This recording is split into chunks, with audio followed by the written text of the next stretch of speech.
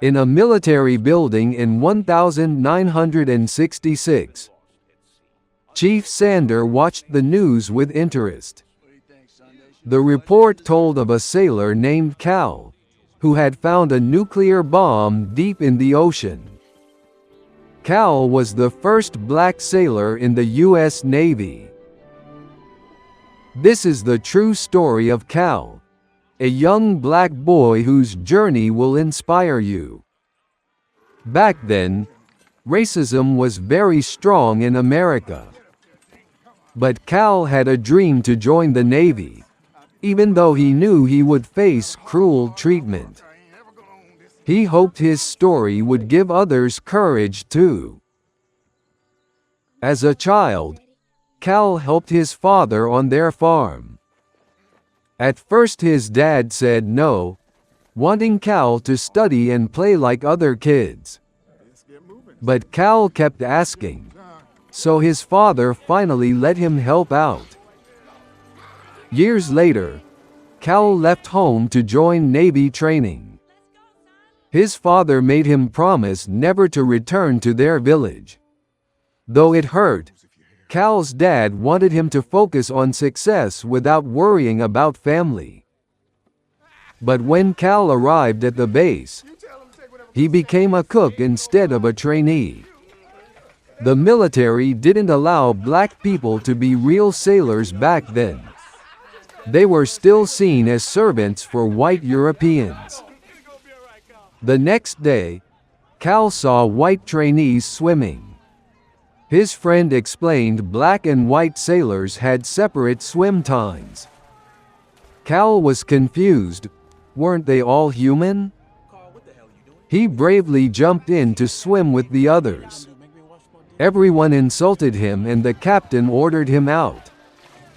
Cal was locked up as punishment. But the captain was impressed by Cal's fast swimming. He put Cal on the rescue swimmer team. Cal was overjoyed and wrote to tell his parents the good news. One day, a helicopter crashed into the sea. The captain sent a diver to save the pilot. After a long wait, the diver finally surfaced. It was Chief Sander, the highest-ranked master diver. Sadly, the pilot didn't survive. A second diver went down for the co-pilot. The diving suits back then weighed over 200 kilos, like carrying 10 water coolers. Suddenly, the second diver's safety line snapped. Chief Sander bravely dove in, without a suit to save him. Thankfully, both men survived. But Chief Sander's lungs were badly hurt. The doctor said he couldn't dive again until fully healed. Hearing this, Chief Sander got very upset. The next day, Chief Sander faced punishment for causing trouble. All the sailors, including Cal, watched the trial. The captain demoted Chief Sander to training new divers. After the trial, Cal went to the captain. He begged to join dive training at headquarters. Cal said Chief Sander's brave rescue inspired him to become a lifesaver too. Moved by Cal's determination, the captain agreed. At the training camp, the guard was confused to see a black recruit. Chief Sander came out. He would be the instructor. But he cruelly told Cal that black people should only be cooks. Cal stayed patient, praying for strength. He waited outside the gate until evening. Cal explained he promised his father he'd join the Navy. Seeing Cal's resolve, Chief Sander finally let him in. A kind white trainee named Snowhill welcomed Cal. Snowhill was the only one who treated Cal nicely. He explained the camp was run by Mr. Pappy, a former Navy man. In the dorm, the other trainees rejected Cal. Chief Sander announced Cal was now part of the group. But the others left, saying they'd quit rather than room with a black person. Only Cal and Snowhill remained. That night, Chief Sander woke Cal roughly. He said Cal must know his place. Cal endured the harsh treatment silently. The next day, training began. Chief Sander said many would fail, as swimming and diving were very different. He tested Snowhill's diving skills. When Snowhill couldn't dive, Chief Sander kicked him out. Cal kept training hard day after day. Cal failed the written test badly. He was warned he'd be expelled if he failed again. During break, Cal studied at the library. He met Joe, a kind librarian and nursing student. Joe said Navy lessons were too hard to learn quickly. But seeing Cal's dedication, Joe agreed to help him study.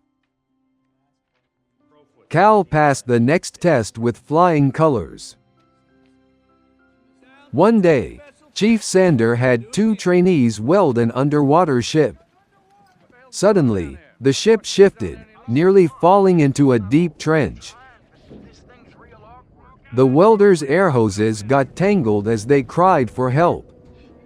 Cal volunteered to save them.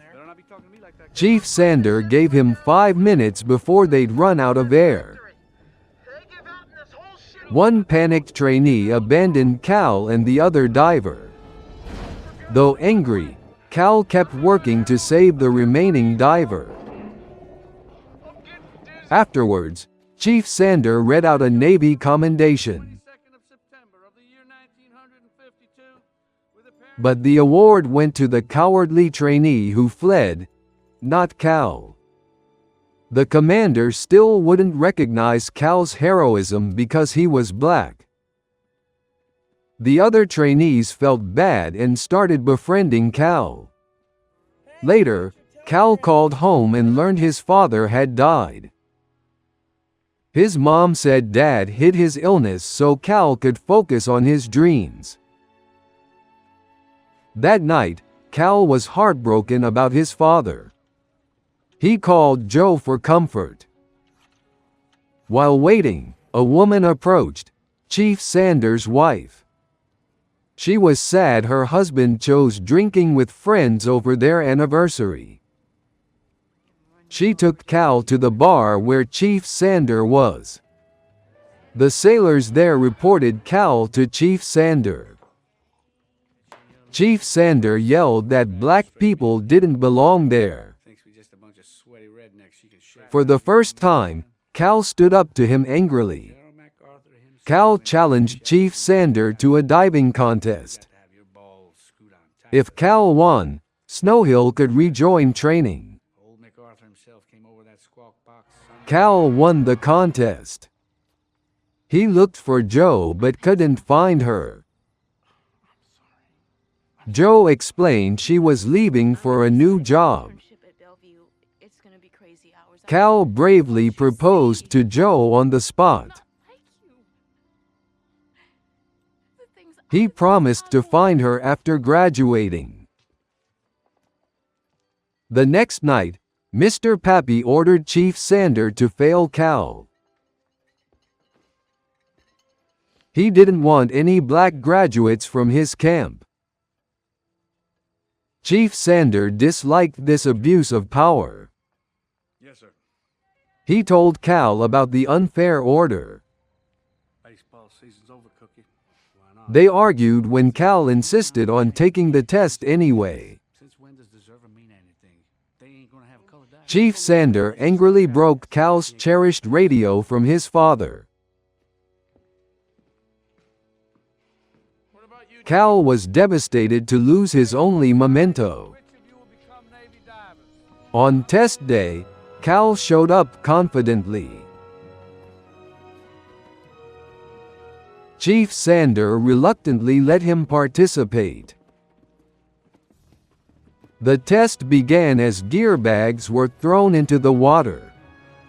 But Mr. Pappy had Cal's bag torn open. Cal kept searching underwater, unaware his gear was gone. Mr. Pappy ordered Cal left until he ran out of air. Chief Sander felt torn between orders and doing right. Joe had a bad feeling and rushed to the test site. Cal remained underwater as night fell. The other trainees grew worried. Mr. Pappy yelled not to help Cal. Chief Sander finally defied orders and had Cal brought up. Amazingly, Cal passed the test. The next day, Snowhill shared good and bad news. Snowhill could rejoin training, but Chief Sander was fired for disobeying. Cal packed up sadly.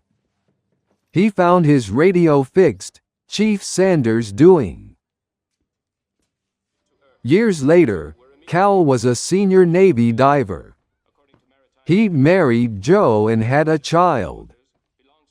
Cal's biggest mission was finding a sunken nuclear bomb. If it exploded, a whole region would be destroyed. The commander doubted Cal, but he succeeded again. News of Cal's triumph spread across America. The man once looked down on was now a hero. As they raised the bomb, disaster struck. Cal woke confused in the hospital. Joe said his leg was nearly severed. Cal might never walk normally again. Cal felt he'd failed his father's hopes. Meanwhile, Chief Sander was in a mental hospital. Losing his diving license had broken him. A nurse gave Chief Sander a newspaper. He read about Cal's accident. Chief Sander felt he should visit his former student.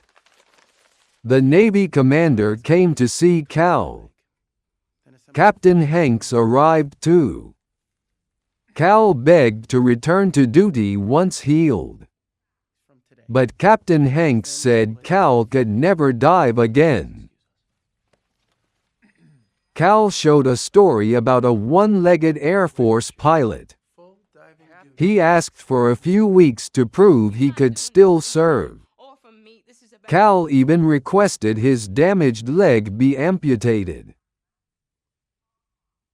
Joe scolded Cal for pushing himself too hard. Cal struggled to choose between family and his dream. In the end, Cal chose to chase his dream again. He practiced living with one leg. Chief Sander visited Cal. He said their situations were similar. But Chief Sander knew Cal's determination. He promised to convince the Navy to let Cal dive. Chief Sander would help Cal recover. Finally, the hearing day arrived.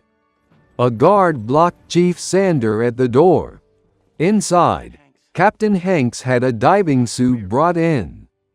If Cal could walk 12 steps in the 200-kilogram suit, he could dive again. Chief Sander forced his way in. He was shocked to see Cal attempting this challenge. Cal's wife and child arrived to watch. Chief Sander begged for mercy, saying even healthy people struggled with the heavy suit. But Cal was determined to prove disability couldn't stop dreams. Chief Sander chose to support his student. Cal began his 12 difficult steps. Amazingly, he succeeded. The room erupted in applause. Cal's family hugged him proudly. Chief Sander felt his work as a teacher was done. He saluted Cal one last time.